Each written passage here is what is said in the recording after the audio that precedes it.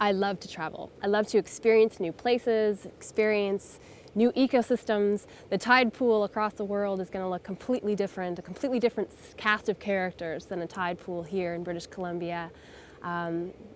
I've had the chance to live in New Zealand. I've had the chance to backpack all over Australia, all over Europe. I've lived in Germany as well. Been to several places in North America.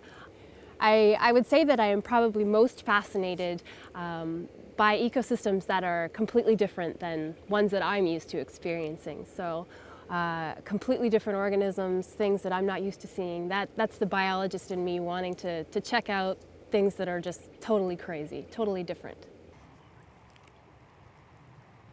So I have to admit that I'm not necessarily an adrenaline junkie. I'm more the person who would like to appreciate the smaller things. So sitting and looking in a tide pool or at a small amount of a coral reef. But one of the craziest things I would say that I've done was when I was on my solo backpacking trip in Australia. There was a dive that I really wanted to do. It was called the Yongala Wreck, 3 hours off the coast of Townsville on the east coast. And so I signed up to go out one day. And I was on a boat with 5 Dutch men, and they all must have been at least 6'5". And then there was me, this tiny 22-year-old Canadian, and I couldn't understand a word they were saying. I was sick as a dog. I was throwing up the whole time.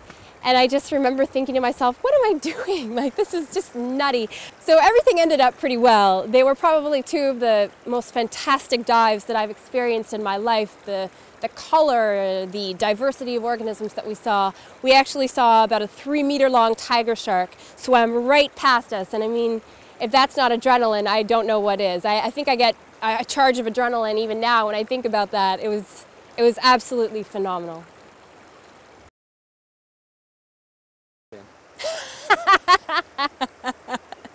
Okay.